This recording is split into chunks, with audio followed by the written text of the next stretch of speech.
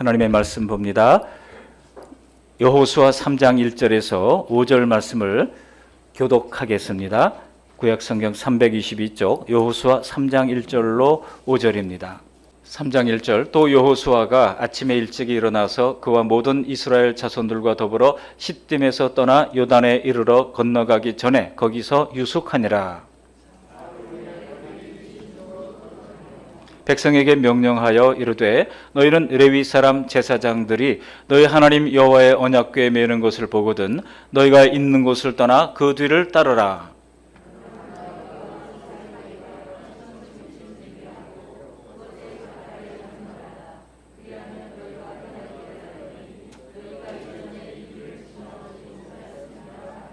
함께 읽습니다. 여호수아가 또 백성에게 이르되 너희는 자신을 성결하게 하라. 여호와께서 내일 너희 가운데 기이한 일들을 행하시리라. 아멘. 제가 가끔 우리 옆 사람에게 인사하실 때 처음 뵙겠습니다 그런 인사를 하라고 그러잖아요. 왜냐하면 어제 오늘과 오늘의 내가 다르기 때문입니다. 우리 그런 의미에서 옆에 사람에게 처음 뵙겠습니다 사랑합니다 한번 인사하시겠습니다. 처음 뵙겠습니다 사랑합니다 감사합니다. 오늘 말씀의 제목도 뭐예요? 처음 가는 길, 처음 가보는 길 혹은 처음 가는 길. 제가 말씀을 준비하다 보니까 너무 길어져서요 두 번으로 나누었습니다. 다음 주에 한 번 더 하고요. 오늘은 1절에서 5절까지 말씀을 가지고 처음 가보는 길 1을 함께 나누도록 하겠습니다. 지난주에는 여리고로 들어갔던 두 정탐꾼들이 라합의 도움으로 무사히 진영으로 돌아온 내용을 보았습니다. 돌아온 정탐꾼들의 보고로 승리를 확신했던 여호수아는 이제 가나안 땅으로 들어가기 위하여 백성들을 이끌고 요단강으로 이동을 하게 됩니다. 잠깐 지도를 좀 보실까요? 지도에 보시면 이렇게 최근 지도입니다. 이렇게 되어 있습니다. 요단강 화면이 나오는데요. 요단강이 조금 이제 지중해가 있고요. 저 위에 조그만 호수가 갈릴리 호수고요. 그 밑에 두 개로 나누어져 있는 이 호수가 사해입니다. 10년 전에는 저게 하나였는데요. 사해가 가장 낮은 치마 지형으로 되어 있어서 해발이 마이너스 400m였는데 10년 전에는요. 그때는 하나였습니다. 근데 이번에 가보니까 두 개로 나눠져 있어요. 마이너스 450m가 되면서 더 낮아졌습니다. 왜 그런가 하면은 갈릴리에 있는 그 물을 이제 키부츠 같은 데로 공급하기 위해 가지고 많이 뺏으다 보니까 갈릴리 호수의 수면도 마이너스 150m에서 마이너스 180m가 됐고요. 점점 수량이 사해로 흘러들어가는 것이 낮아지면서 사해가 두 동강이 났습니다. 그래서 북사해와 남사해로 갈라지게 됐습니다. 요단강은 헐몬선에서 만년설이 녹아내리면서 이제 이것이 이제 갈릴리로 들어가게 되고요. 그 갈릴리에서부터 사해까지 이르는 그 느낌표 같은 그 사해 호수 있잖아요. 그 사해 바다라고 얘기합니다만 그 사이를 흐르는 것이 요단강입니다. 홍수기에는 굉장히 물이 넘치지만은 그러나 갈수기 때는 그저 도랑 같은 작은 시내에 불과합니다. 이 요단강을 공유하고 있는 나라가 현재는 시리아, 요르단 그리고 이스라엘 이 세 나라가 이 요단강을 공유를 하고 있습니다. 이렇게 해수면이 아주 낮은 치마 지형에 있는 이 요단강을 이제 건너면 하나님께서 허락하시는 약속의 땅 가나안 땅이 이제 있게 됩니다. 근데 가나안 땅에는 이미 7 족속들이 살고 있었죠. 호전적인 7 족속들이 가나안 땅에 살고 있었고요.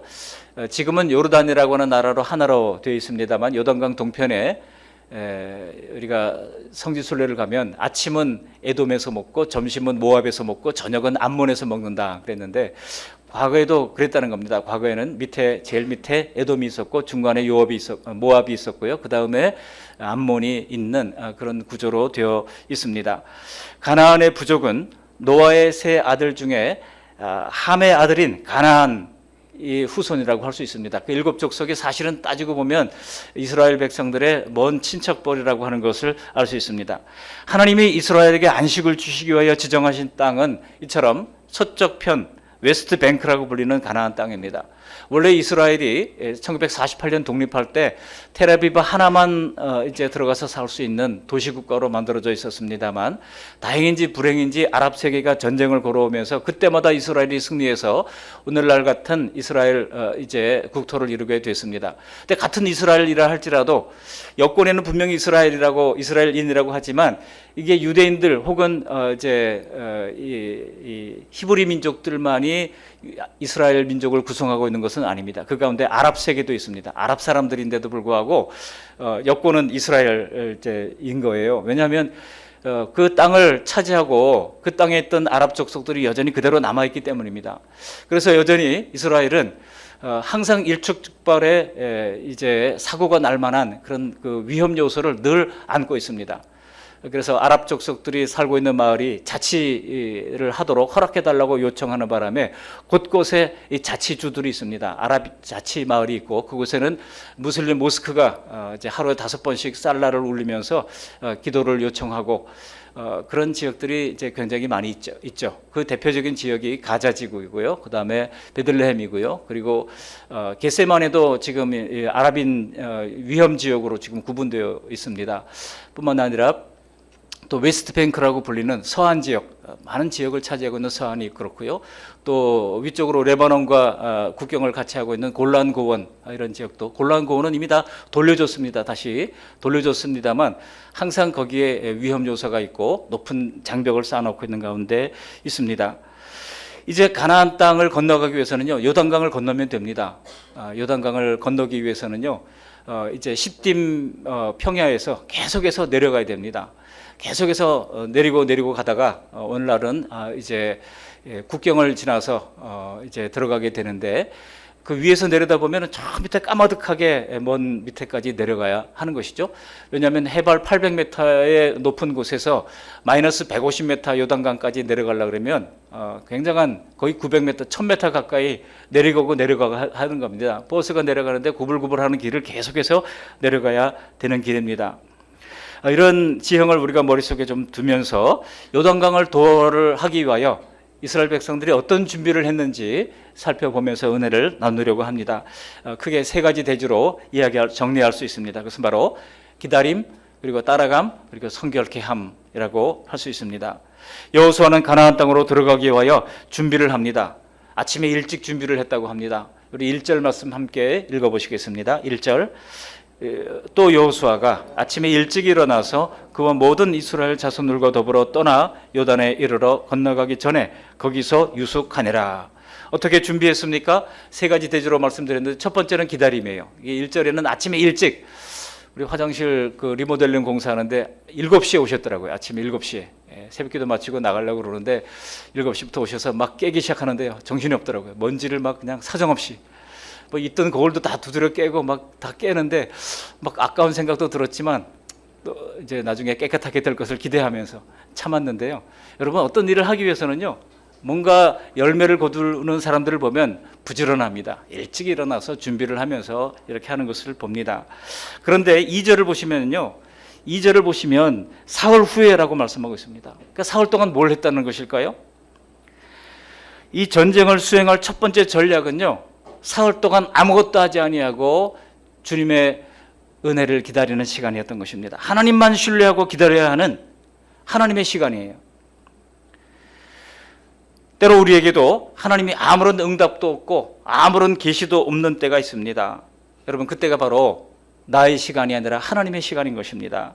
내가 원하는 일이 아무리 애를 써도 안 되는데, 환경은 아무런 변화도 없는데 답답하고 정말 괴로운 그런 시간이 있을 때가 있지 않습니까? 혹시 우리에게도 그런 시간이 있다면 여러분, 그때는 우리가 기다려야 하는 하나님의 시간인 것입니다. In His time, 하나님의 방식에, 하나님의 시간에 하나님께서 만들어 가실 것입니다. 이때는 묵묵히 기도하면서 하나님을 신뢰하기를 배우는 시간이어야 합니다. 여호수아가 요단 앞에서 아무것도 안 하고 사흘 동안 머물 때 사람들은 필시 수군수군 됐을 거예요. 게다가 막상 요단강에 와 보니까 요단강은 지금 이제 5장으로 내려가 보면요, 모맥 거두는 시기라고 그랬어요. 여러분, 모맥 거두는 시기 볼이 추수할 때는요 홍수기입니다. 요단강이 홍수기라서 이제 양쪽 그 제방에까지 물이 찰랑찰랑 거리면서 넘치길 직전까지 가는 시기가 바로 이때입니다. 그러니까 사람들이 수군대는 거예요. 대체 여호수아가 지금 어쩌려는 거지? 무슨 방법이라도 있는 거야? 왜 모세처럼 하지는 않는 거지? 그런 수군거림이 모세 귀에 막 들리는 것만 같았을 겁니다. 이거 지금 그냥 법궤를 앞세우고 건너가는 것이 아니라 배를 구해야 되는 거 아니냐? 그런 생각을 했을 수도 있습니다. 여러분, 하나님의 시간에는요 사람의 생각, 사람의 방법론을 앞세우면 안 됩니다. 우리가 기도하지 않는다면 이런 소리들이 시끄럽게 울릴 겁니다. 그러나 하나님의 시간에는 우리는 하나님의 은혜를 기다려야 합니다. 보십시오. 이들이 요단강 앞에서 진을 치고 지금 꼼짝도 않고 기다리고 있는 동안에 지금 백성들은 수군됐지만 정반대편에 있는 첫 번째 성 여리고는 어땠을까요? 여러분, 여리고는요 사흘 동안 요단강 앞에 진치고 침묵하는 이스라엘 진영을 주시하면서 200만 명이 지금 그 앞에서 주시를 이제 쉬고 있는데 무슨 일을 벌이고 있는 건지 촉각을 곤두세우면서 숨막히는 긴장과 공포감이 극에 달하고 있었던 겁니다. 아무런 일도 일어나지 않는 것 같아도 하나님의 시간에는 누가 일하십니까? 하나님이 일하시는 거예요. 하나님의 시간에는 하나님이 나서서 뭔가 중요한 일을 행하는 순간인 것입니다. 요단강 도하의 첫 번째 준비는 이처럼 아무것도 하지 않고 하나님의 뜻을 기다리면서 주님의 일하심을 바라보면서 기다리는 것입니다. 우리도 하나님 앞에서 조급함을 버리고 기다림의 연습을 할 수 있기를 바랍니다. 그래서 주님의 시간을 만날 수 있는 우리 모두가 되시기를 주님의 이름으로 축복합니다. 두 번째로는요, 두 번째 준비는 무엇입니까? 언약궤를 따라가는 것입니다. 그렇게 사흘이 지나서 여호수아는 다음 작전을 지시하는데요, 우리 2절 3절 말씀을 함께 읽어보십니다. 2절 3절. 사흘 후에 관리들이 진중으로 두루다니며 백성에게 명령하여 이르되 너희는 레위 사람 제사장들이 너희 하나님 여호와의 언약궤에 매는 것을 보거든 너희가 있는 곳을 떠나 그 뒤를 따르라 그랬어요. 그 뒤를 따르라 그랬어요. 언약궤를 따르라고 말씀하고 있습니다. 지금 사실 언제 적들이 매복해서 공격할지 모르는 긴박한 대치 상황 아닙니까? 그런데 하나님의 작전은 무정한 군사를 먼저 내세우는 게 아닙니다. 오히려 언약궤를 맨 제사장들이 요단강을 향해서 출발하는 것입니다. 그리고 백성들은 2000규빗 뒤에서 언약궤를 따라오라고 말하고 있습니다. 여러분, 그렇다면 백성들이 이 앞선 언약궤를 따라야 하는 이유가 뭡니까? 언약궤가 길을 가르쳐 주시기 때문입니다. 4절이 그것을 말씀하고 있어요. 우리 4절 함께 읽어봅니다. 4절입니다. 그러나 너희와 그 사이의 거리가 2000규빗쯤 되게 하고 그것에 가까이 하지는 말라. 그리하면 너희가 행할 길을 알리니 너희가 이전에 이 길을 지나보지 못하였음이니라 하니라. You have never been this way before. 한 번도 이 길을 지나가지 않았기 때문에 너희가 길을 가다가 망한다는 거예요. 하나님이 지시하는 길로만 따라가야 한다는 겁니다. 그래서 언약궤를 앞세운 겁니다. 근데 여러분, 언약궤를 앞세우는 가는 그 길이 내리막길이라고 말씀드렸잖아요. 지금도 요단강에 가면 알렘비 국경을 통과해야 합니다. 알렘비 국경이라고 했던 것은 알렘비가 장군입니다. 그래서 아랍 세계와 맞서서 전쟁을 하면서 영토를 크게 확장했던 인물이 알렘비입니다. 그래가지고 알렘비 국경이라고 그러는데요. 제가 이번에도 요르단에서 이제 이스라엘로 알렘비 국경을 통과했던 적이 있는데, 이 요르단에서는요 알렘비라는 이름이 그들에게는 원수와 같은 원수의 적장 아닙니까? 그래서 그 이름을 쓰지 않으려고 그래요. 그러나 사람들이 다 관광객들이 와가지고 알렘비 국경 하니까 먼저 이제 그냥 크로스 조르단 국경이라고 써놓고 괄호하고 거기다가 알렘비라고 써놨어요. 백성들이 모르니까 사람들이. 그러니까 알렘비라고 하는 이름이 이 사람들에게 죽도록 싫은 거예요. 요르단 사람들한테는. 그래서 가로로 그냥 집어넣어 버렸어요. 근데 그 알렘비 국경을 통과하면 바로 길갈이라고 하는 곳이 나오고요. 그리고 그 앞에 떡 버티고 있는 성이 바로 여리고 성인 것입니다. 처음 가보는 가나안 땅에서 그 땅에 사는 토박이 원주민들과 싸운다고 하는 것은 이건 100% 불리한 상황입니다. 여러분, 축구 경기를 해도 사람들이 이제 홈 경기가 있고 어웨이 경기가 있잖아요. 왜 이렇게 합니까? 홈 경기가 100% 유리하기 때문입니다. 잔디의 길이가 어느 정도인지, 슬라이딩을 했을 때 어느 정도 미끄러지는지 매일 거기서 연습하고 했던 사람들은요, 홈 경기가 100% 유리한 겁니다. 뭐 강아지도 제 집 마당에서는 호랑이를 안 무서워한다고 하는 뭐 얘기가 있잖아요. 그러니까 이 홈 경기가 얼마나 유리한지 몰라요. 그래서 공정성을 높이려고 홈 경기, 어웨이 경기를 그렇게 번갈아 하도록 하는 것 아니겠습니까? 그래서 이스라엘이 지금 가나안 땅에 전쟁을 하는 것은, 가나안 땅을 정복하기 위해서 요단강을 건너는 것은 그야말로 어웨이 경기라고 할 수 있습니다. 원정 경기입니다. 원정 경기에서는요, 어떤 일이 일어날지 아무도 모릅니다. 강을 건너야 되는데 강의 깊이가 어떤지 아무도 알 수 없습니다. 그래서 그들은 오직 언약궤를 따라가야 했던 겁니다. 단지 요단강을 건너는 길을 인도하시겠다고 하는 것뿐만 아니라 언약궤를 따라간다고 하는 것은 앞으로 정복 전쟁의 모든 것을 하나님께서 알려주신다는 뜻입니다. 여러분, 우리도 때로는 가보지 않은 길을 가야 할 때가 있습니다. 그 길에 무엇이 있는지 우리는 아무도 모릅니다. 그러나 확실한 것은 하나님의 언약궤, 즉 하나님의 인도하심을 따라야 안전하게 목적지에 도달할 수가 있다는 것입니다. 사실 우리는 매일매일 가보지 않은 길을 가는 인생입니다. 어제 출근했던 똑같은 길이지만은 여러분, 매일매일 가보지 않은 그 길이라고 하는 것이 무엇입니까? 어제 똑같이 출근했던 그 길인데 오늘 가보니까 길이 끊어져 있는 경우도 있고, 지진으로 말미암아 도로가 갈 수 없는 길이 돼버린 경우도 있고, 새벽에 고나게 자다가 엄청난 지진으로 말미암아 아파트가 무너지고 건물이 무너져 내릴 줄 누가 알았겠습니까? 매일매일 출근하던 그 성수대교가 눈앞에 무너져 있을 줄 누가 알았겠습니까? 예기치 않은 그런 장벽을 우리의 인생길에도 얼마든지 만날 수 있게 되는 것입니다. 우리가 걸어가는 매일매일은 처음 가보는 길입니다. 그러므로 평범한 하루일지라도 매일 안전하게 하나님의 인도를 받아야 하는 것입니다. 그러기 위해서는 이스라엘 백성들처럼 제사장들이 맨 언약궤를 따라가야 하는 것입니다. 그렇다면 여러분, 오늘날 우리가 따라가야 할 언약궤가 무엇이겠습니까? 하나님의 백성이 되려면 바로 율법을 지켜야 한다는 것입니다. 그 언약궤 안에 들어가 있는 세 가지 아이템이 있죠. 근데 그 중에 가장 중요한 것은 십계명 두 돌판입니다. 계명을 지키는 것입니다. 하나님의 백성이 되기 위해서는 하나님의 말씀, 그 율법의 말씀을 잘 지켜야 하는 것입니다. 그것이 바로 언약의 조건이었죠.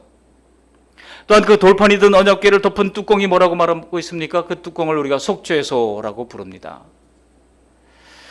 이 속죄소에서 대제사장이 대속죄일에 1년에 한 차례씩 제물의 피를 부어서 그동안 하나님의 말씀을 제대로 지키지 못했던 전체 국민들의 죄를 속죄하는 대속죄일을 지켰습니다.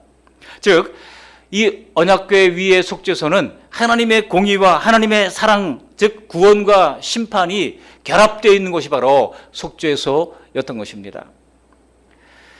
그러다가 신약에 들어와서야 그 속죄소의 그 결합된 부분이 예수님의 십자가를 통해서 하나님의 공의와 하나님의 사랑이 완성되는 것을 우리가 알게 됐던 겁니다. 여러분, 이제 우리가 따라가야 할 언약궤가 무엇인지를 감이 잡히십니까? 나의 죄를 대속해 주신 예수님을 따르고 예수님이 주신 말씀들을 지키는 것이야말로 오늘날 우리가 언약궤를 따라가는 성도의 삶이라고 하는 것입니다. 정말 우리가 그렇게만 따른다면 매일 성경, 여러분 이걸 우리가 읽으면서 얼마나 좋습니까? 매일 성경 보면서 정말 저는 좋더라고요. 여러분 어떻습니까? 매일매일 읽으면서 또 구역 공부도 이걸로 하고 매일매일 하나님의 말씀의 지배를 받기 위해서, 우리가 하나님의 말씀이 너무나 방대하잖아요. 그걸 매일 우리가 다 지키는 것은 어렵습니다. 그러니까 매일매일 주시는 말씀을 읽고 그 말씀을 오늘 하루에 적용하며 사는 연습을 한다면 우리는 하나님의 말씀의 지배를 받는 삶을 살아가게 될 것입니다. 우리가 정말 그렇게만 따라갈 수 있다면 결코 잘못된 길을 갈 리가 없고, 매일 처음 밟아보는 세상이고 이제 길이지만은 안전하게 하나님의 인도를 받을 수가 있는 줄로 믿습니다. 우리가 따라가야 할 오늘의 언약궤를 날마다 따르시기를, 그런 복된 인생 되시기를 주님의 이름으로 축복합니다. 세 번째로, 마지막으로 이들이 가나안 땅을 건너기 위해서 준비했던 것이 무엇입니까? 그것은 바로 성결하게 하는 것입니다. 언약궤를 따르는 백성들은 스스로 성결하게 해야 했습니다. 왜 그래야 했습니까? 우리 5절 말씀을 함께 읽어보십니다. 5절입니다. 여호수아가 또 백성에게 이르되 너희는 자신을 성결하게 하라. 여호와께서 내일 너희 가운데 기이한 일들을 행하시리라. 자신을 성결하게 하라는 것입니다. 단순히 깨끗하게 하라고 하는 그런 의미가 아닙니다. consecrate yourself라고 하는 것은 그야말로 자신을 하나님 앞에 의식적인 성결까지 깨끗함과 더불어서 거기에 뭐가 더 있는 거예요. 단순한 깨끗함만이 아닙니다. 우리 깨끗하기 위해서는 목욕탕에서 세신사에게 이제 맡기면은 아마 숨어 있는 때까지 다 닦아내 줄 거예요. 그것이 아니고 하나님 앞에서 성결한 모습으로 우리의 마음의 생각과 죄까지도 다 내려놓고 깨끗하게 하는 것을 말하는 단어입니다. 물론 하나님은 자녀된 우리의 인생을 언약궤가 이끌듯이 평생 인도해 주십니다. 그런데 우리에게 기이한 도우심을 주시기 위해서, 어메이징한 그런 도우심을 주기 위해서는요, 하나님이 함께 하셔야 되잖아요. 근데 하나님이 전능하신 하나님이신 것을 다 믿으시죠? 근데 전능하신 하나님이 역설적으로 할 수 없는 일이 있어요. 할 수 없는 일이 무엇입니까? 바로 죄와 함께하는 일. 하나님은 죄와 함께할 수 없습니다. 역설적으로. 하나님이 죄와 함께할 수 없기 때문에 죄인이 하나님께로 나가는 것은 위험한 일이에요. 죽었어요. 제사장들이 제사장이 대속죄일에 성전에 들어가서 이제 속죄소 위에 어린 양의 피를 쏟고 그 대속죄의 사역을 감당하다가 뭔가 잘못된 일이 있으면은요, 그 속에서 죽었어요. 그래서 대제사장이 속죄소로 나가는 일은 굉장히 두려운 일이었습니다. 그 들어갈 때 오른발에 밧줄을 걸고 들어갑니다. 그래서 여기 제사장의 그 의복에 보면 여기에 방울이 달려있잖아요. 금방울이 달려있잖아요. 대제사장이 속죄 사역을 감당할 때 딸랑딸랑 하는 소리가 계속 들렸습니다. 밖에서 다른 일반 제사장들이 그 소리를 계속 듣고 있습니다. 그러다가 그 소리가 멈추면 어떻게 된 겁니까? 죽은 거예요. 그래서 밧줄을 잡아당겨서 그 대제사장을 장례를 치렀던 겁니다. 죽기를 각오하고 들어가는 길이에요. 하나님 앞에 바르지 못했던 것은 결코 함께 할 수가 없는 겁니다. 죽어나가는 겁니다.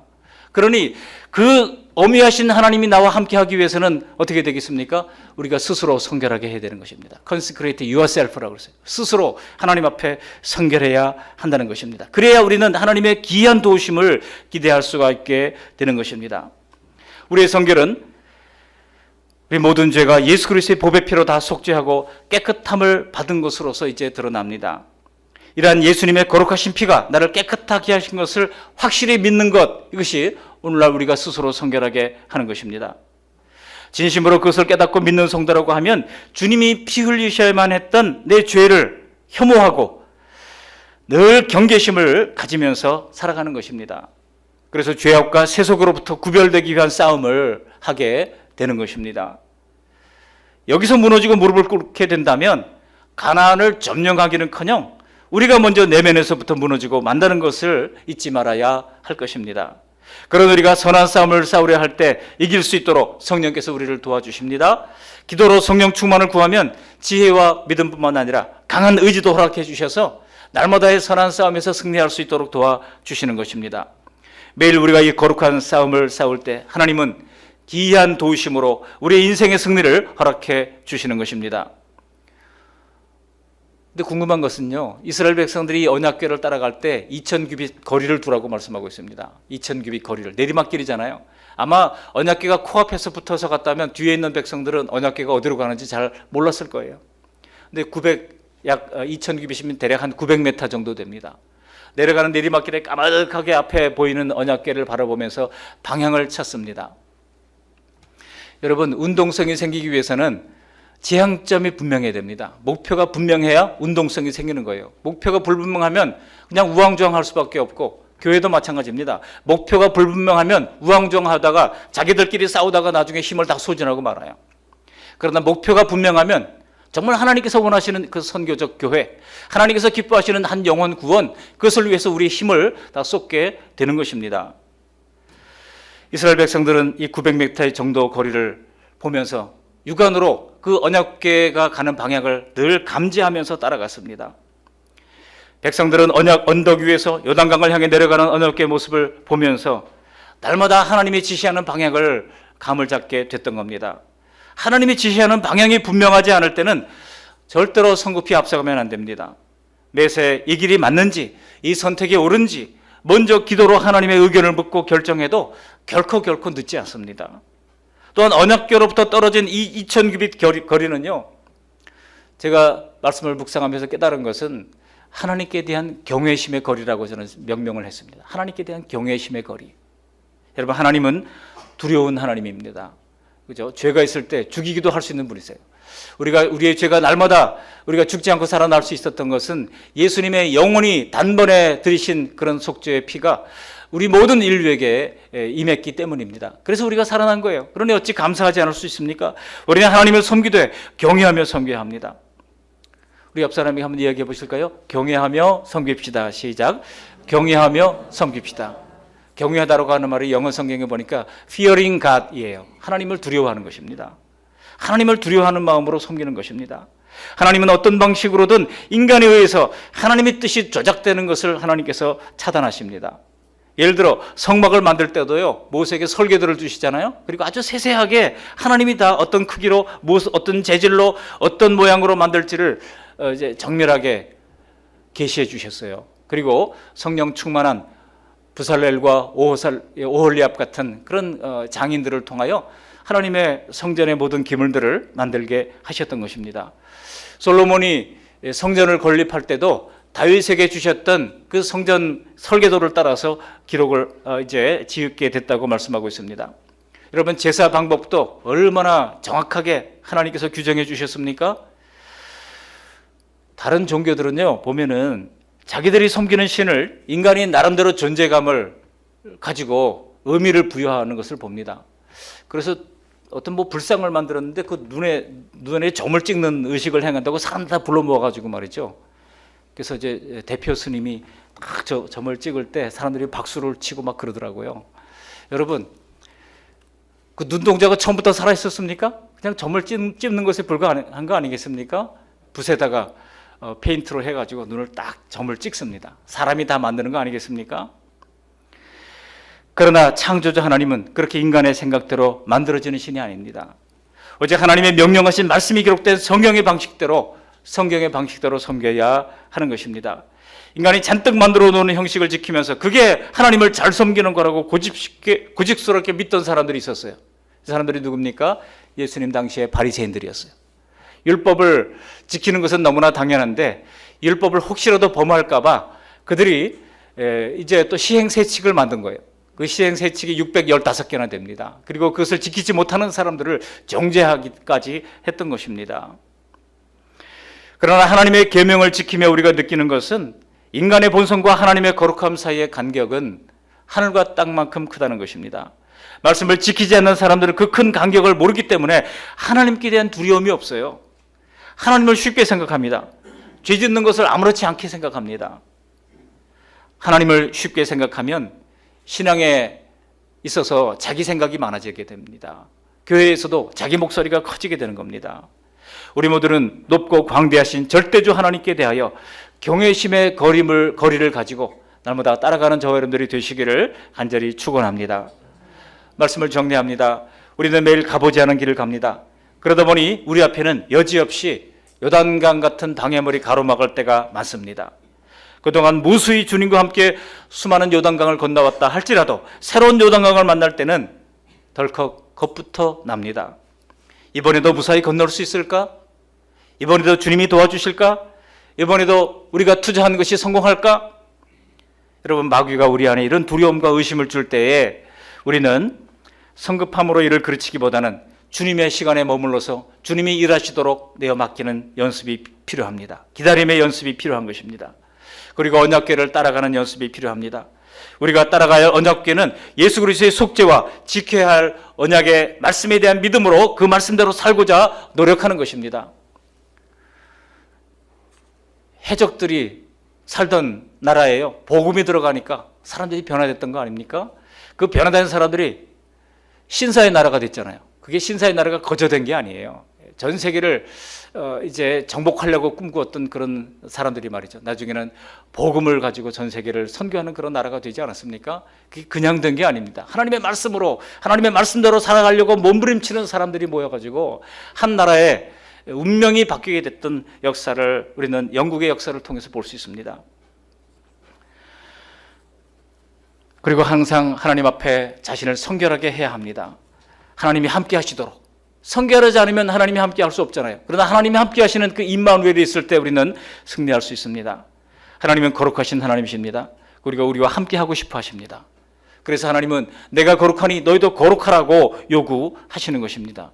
거룩하신 하나님을 항상 경외심을 가지고 따라가므로 마침내 우리 앞에 놓인 요단강이라고 하는 장벽들도 무사히 넘어설 수 있기를 주님의 이름으로 간절히 축원합니다.